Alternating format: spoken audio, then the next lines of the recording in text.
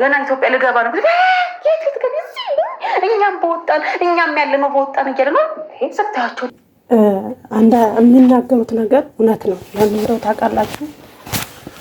በተሰደደ ብቻ ያልፍልናል ማለት አይደለም። ሰላም ሰላም ቤተሰቦች እንዴት ናችሁ? ደህና ናችሁ ወይ? እኔ ያለው ደህና ነኝ እግዚአብሔር ይመስገን። ያላችሁ በሰላማችሁ ብዝት ስትይበልልኝ ውድ ቤተሰቦች እንዴት ናችሁ? አለሁኝ እኔ ክብር ምስጋና ይድረሰው እና እህቴ አሁን የተናገረችው ነገር እውነቷን ነው። አንዳንዴ ሰው ያልፍልኛል ማለት አይደለም፣ ተሰደደ ማለት ያልፍልኛል ማለት አይደለም። እና ውድ ቤተሰቦቼ እኔ ከዚህ በፊት ተሰድጃለሁ። ይሄ ለመጀመሪያ አይደለም። የሚገርማችሁ ማለት ነው ውስጤን ስለነካችኝ ነው አነጋገሯ። ኑና እዛው እንቸገር አለች።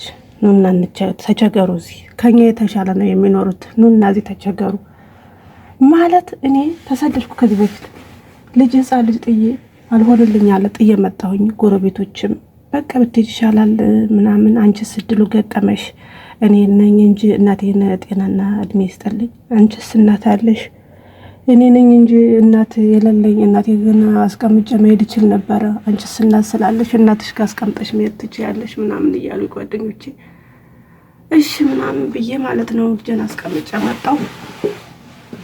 ሰርቼ 2 አመት ከምናምን ሰርቼ ሰድ ተነስቼ ሰድ ማለት ነው ጎረቤቶቼ ጓደኞቼ ቤት ሰርተው ከኔ የተሻለ ኑሮ ከኔ የተሻለ አታምኑ ከኔ የተሻለ ኑሮ እየኖሩ ነው ያገኘዋቸው። ከኔ የተሻለ ኑሮ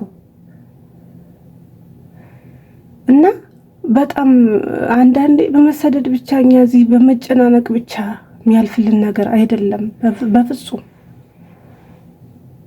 ቤተሰቦቼ ለቤት አዲስ ከሆናችሁ ላይክ ሰብስክራይብ አድርጉኝ፣ አበረታቱኝ ወዶቼ። እና እኔም አሁን ኮንትራቴን ጨርሼ ለመግባት እያልኩኝ ጓደኛዬም ጋር ደወልኩኝ። አረ ምን ታረጊያለሽ ምን አለ ብለሽ ነው ምን በቃ መተሽም እዚህ ጭንቀት ነው። ባሌ ራሱ የልጆች አባት ራሱ አረ ታዩና ወርግፍ አርግሽ ነው አይለኝም። ኑሮ እኮ ተወዶ እንደዚህ ሆኖ እንደዚህ ይሄ ገብቶ ነው የሚለኝ። በቃና በድስ ምን አረጋለሁ ደግሞ ነገ ተመልሼ ለመምጣት እድል ላላገኝ እችላለሁ እያልኩኝ በቃ ልጆቼን ናፍቆት በቃ ጥብስ ያደርገኛል እዚህ ማለት ነው። አታምኑም እውነት ምግብ ራሱ እየበላሁ አይደለም እኔ። እና ሄጄ ማለት ነው እንደዛ እንዳልኳችሁ መጥቼ ተመልሼ ሄጄ ሳህድ በቃ የሚኖሩት ላይፍ የሚኖሩት ኑሮ ልጆቻቸውን በስነ ስርዓት አድርገው ልጆቻቸውን ትምህርት ቤት አስገብተው ምናምን የኔ ልጅ እዛ ገጠር ወስጄ ጥዬ አጓራውን እያቦነነ ማለት ነው የነሱ ልጆች ጽድት ብለው ምናምን ለምን እሱ ፈጣሪ ያለላቸውን እየሰጣቸው ምንም ይስሩ ጀርካን የሚጠቡ እንግዲህ እኛ ሀገር እንግዲህ አዲስ አበባ ዙሪያ ያላችሁ ልጆች ካወቃችሁ በቃ የመጨረሻ ዝቅተኛው ስራ ጀርካን ማጠብ ነው። ጀርካን ቆሽ የሚባል አለ፣ ጀርካን ማጠብ ነው። ምንም አይደለም ይሄ ሽንት ቤት የሚያጠብለ ነው። ሽንት ቤት በሳሙና በክሎሮክስ ስለሚታጠብ አይደለም። ከዛ ማለት ነው ሳህድላችሁ በቃ የገረመ ኑሮ ነው የሚኖሩት ማለት ነው። የሚገርም ኑሮ። እኔ ሄጄ እንደገና አስቡት እቃዬ ራሱ ማለት ነው እንግዲህ ተከራይ መሆን ታውቁታላችሁ። እቃዬ ራሱ ከየትና ከየት እንደለቃቅሚ ከየትና ከየት የቀረም አለ ያመጣሁትም አለ። እንደገና ሄጄ እንደገና ጎጆ ወጥቼ እኔ እኔ ማለት ነው ባወራው ማያልቅ እንደዚህ አይደለም የማወራው። በርግጥ አምጥቼ ለቅሜ እንደገና ልጄን አምጥቼ እንደገና ኑሮ እንደገና ደህና ቤት ተከራይቼ እንደገና ኑሮ እያልኩት ከዚች ለቃቅሜ ይዣት የሄድኳትን ብር ገዛሁኝ። እንደነሱ እንደማንኛውም ሰው ገዛውኝ ቦታ ሰራው እንደምንም ብዬ ያችኑ ለምኗም ብዬ አስተካክዬ ሰራው።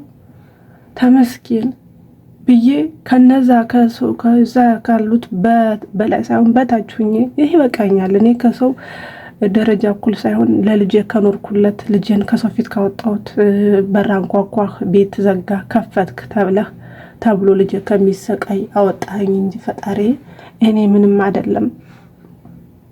ምንም አይደለም ከሰዎቹ በቃ ብዬ ምናምን ቁጭ አልኩኝ። እንደዚሁም ደገምኩኝ፣ ልጅ ወለድኩኝ። ምክንያቱም በቃ ቤት ካለኝ አንድ ሰው ቤት ካለው እስኪ ያስቡት፣ ቤት ካለው ትዳር ካለው ተሸከመ ምንም አለ ለልጆቹ ያበላል። ባል መቼም የፈለገ ነገር ቢሆን ውዶቼ ወንድ ልጅ አብሯችሁ ካለ የተሻለ ነገር ነው። ሴት ብቻ ጀግና መሆን ዋጋ የለውም። ይሄ ሴት ብቻ ጀግና ዋጋ የለውም። ከዛ ወለድኩኝ፣ ጨመርኩኝ፣ 2 አርጌ 3 አርጌ ቁጭ አልኩኝ። ቤቴን ሰጥቶኛል ፈጣሪ ብዬ አስተካክዬ አድሽ አልበላ አልጠጣም ብዬ ማለት ነው። በቃ እንደምንም ብዬ ቁጥር አርጌ ስለው እንደውም በዛኛው ዓመተ ምህረት እንደውም የሰራውት አካባቢ ጨረቃ መሰማያት ናችን ምንድር ላይ ናት ወይ ምናምን አሉ ዶክተር አብይ። በቃ በጣም ደስ አለኝ፣ ውስጥ የተደሰተ ማለት ነው። ከልጅ ጋር ልኖር ነው ብዬ በቃ በሰላም ልኖር ነው ብዬ ቁጭ አልኩኝ። ወልጅ አመት አልሆነውም ልጅ አመት ሆነው። አመቱ ነው። ተነስተው መጥተው ውጡ ተባልን ማለት ነው። እኔ በጣም በህይወቴ ያዘንኩበት ቀን ቢኖር ያ ነው። ውጡ ስንባል ልጆችንም ይዤ ወጣሁ፣ ጥዬ ወጣሁ። ቤት ሳይወድቅ ልውጣ በቃ አሬው ብዬ እንደገና ምን ገጠማቸው ልጆች እንደገና እዛ አፈር ላይ ሄደው ወደቁ። እንደገና ሄደው እዛ ገጠር ወደቁ። ምንም አይደለም ገጠር፣ እኛም የገጠር ልጆች ነን። እኛም ተገጠር ነው የተነሳ ነው። ግን ያሁን ኑሮና የዛ ጊዜ ኑሮ አንድ አይደለም። እናቴ ትንሽ ደካማ ናት ምናምን በቃ ወስጄ አስቀምጫቸው መጣሁኝ ማለት ነው ውዶች። አሁን መጥቼ ቀኑ ሌት አይደለም፣ ሌቱ ቀን አይደለም። ምግብ አይበላልኝ፣ አልተኛ፣ እንቅልፍ አይወስደኝ። ብታዩ ያለውበትን ነገር እኔና ፈጣሪና ነን የምናውቀው ማለት ነው ውዶች። ስራዬን እሰራለሁ አክብሬ፣ ያው ስራዬ ግዴታዬ ነው። ስራዬን እየሰራሁኝ ነው። አሁን እንደምንም ብዬ ኮንትራት ያለቀ እጨርሳለሁ አላልኩም። ኮንትራቴን ውዶች፣ ኮንትራት እጨርሳለሁ አላልኩም። ኮንትራት ያለቀ እንደምንም ብሎ ግን አሁን ለህድ ተነስቼ ያም ሲያወራኝ አትምጪ፣ ያም ሲያወራኝ ተመልሰሽ ልትሰደጅ ነው እንዴ? አሁንም መጥተሽ 3ኛ ልትሰደጅ ነው እንዴ? አሁንም መጥተሽ እንደዚህ ገና አስቡት። እኔ 3ኛ ዙር 4ኛ ዙር ኑሮ ጎጆ ልወጣ ማለት ነው። ያ ቤቴን ውጭ ስባል ይሄን አሁንም እንደ መጀመሪያው ጊዜ በየቦታው በትኛ መጣ። በየቦታው የጣልኩትም አለ፣ እዛውም የቀረ አለ። ሳይወልቅ መጣው። እዚህ ከመጣው በኋላ ድንጋይ አልቀረም፣ ድንጋይ ማለት ነው። ድንጋይን ቆፍረው ወሰዱት አሉ። ይውሰዱት፣ ጧሴን ይውሰዱ፣ በቃ ጧሴን ይውሰዱት። እነሱ የኔ የተጠቀማቸው ይሰዱት፣ እንደማንኛውም ሰው ነው። እኔም ተሳስቻለሁ። ህጋዊ ግዛት ነበረብኝ። ህጋዊ ደግሞ አይችልም እኮ ውዶች፣ ህጋዊ በዛ ሰዓት አይችልም። እኔ 3500 ብር ነው በዛ ሰዓት የሰራሁት። 3500 ብር ነው፣ 700 ሪያል ነው በዛ ሰዓት የሰራሁት። ተዛንስተው ያንን ድንጋይ ሁሉ ቆፍረው ወሰዱት አሉ። እኔም በቃ በዛ የተነሳ እየተበሳጨው እያለቀስኩኝ እዚህ ደረስኩኝ። አሁን ደግሞ ተነስቼ ልሄድ ስል እንዳልኳችሁ ነው። ያም አትምጭ ነው የሚለኝ፣ ያም አትምጭ ነው የሚለኝ። ልጆቼ ነው ይሉኛል። በቃና ልጆቼ በዚህ ሰዓት ትምህርት አልገቡ። ትምህርት መግቢያቸው ሰዓት የደረሱት እንኳ ትምህርት አልገቡ እና በጣም ከባድ ነው ውዶች። እና እዛው ደፍሮ መሄድ ይሻላል፣ እንዳለችውም ደፍሮ እዛው ሄዶ እንደሆነ መኖር ይሻላል። እኔ እንደውም ባለፈው እናንተ እየኖራችሁ አይደለም እንዴ? ለምንድን ነው እኛን አትምጡ የምትሉን? እናንተ እየኖራችሁ አይደለም ወይ ብዬ ስል መኖር አቅቶሽ አይደል እንዴ ተሰደድሽው አለችኝ አንዷ በኮሜንት። መኖር አቅቶሽ እኮ ነው ተሰደድሽው። እንደኛ ኑሮውን አሸንፌ እኖራለሁ እችላለሁ ብትይ ኖሮ ትቀመጭ ነበረ። መኖር አቅቶሽ እኮ ነው ተሰደድሽው። የተሻለ ኑሮ ፈልጋችሁ ትሄዳላችሁ፣ ግን ከኛ የተሻለ ኑሮ አትኖሩም ብላ ኮመተችልኝ። በጣም ነው ያዘንኩት። እውነቷን ነው። ልክ ናት ማለት ነው።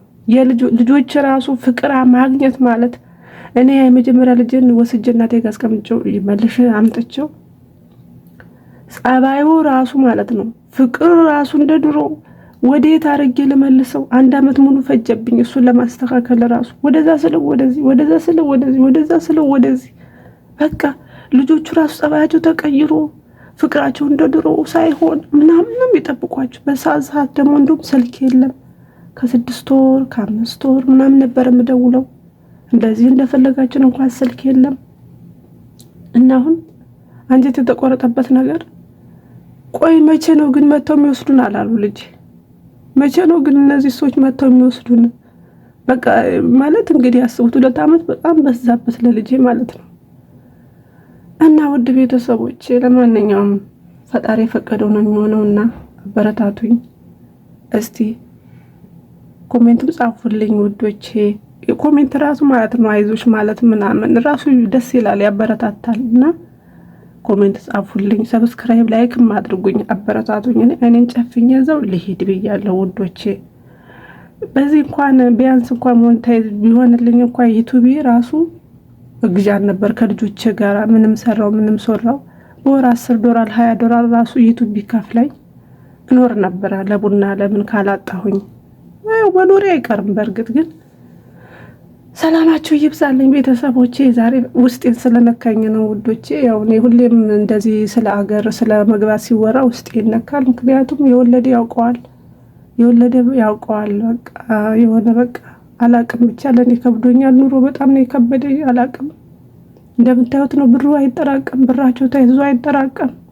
ያስኩት ስትሉ ይሸሻል፣ ያስኩት ስትሉ ይጠፋል።